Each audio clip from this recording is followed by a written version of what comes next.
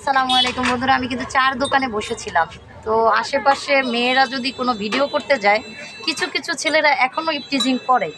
বাংলাদেশে আছে, 2025 সালেও এখনও হচ্ছে।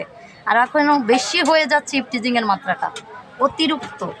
কেন সামান্য আমি একটা ভিডিও করতে গেলাম, দেখলাম কিছু কিছু ছেলেরা যে ভাষায় কথা বললো, সেটা মানে একদম, আমি তো রক্তে মাংসে মানুষ, শরীরের ভিতরে নিতে পারলাম না, কেন জানি না।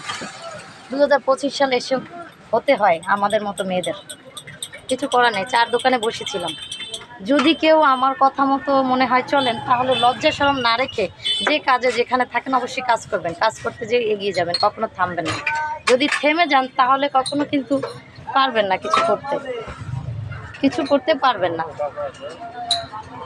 পাঞ্জাবি পরা যে ছেলেটা আসছিল, সে কিন্তু অনেক কথা আমাকে বলে ফেলেছিল, মানে ইপটিজিং করার মতোই কথাগুলো বলেছে। আমার কাছে খারাপ লেগেছে, কিন্তু যে কেন বলেছে, কিসের জন্য বলেছে আমি জানি না।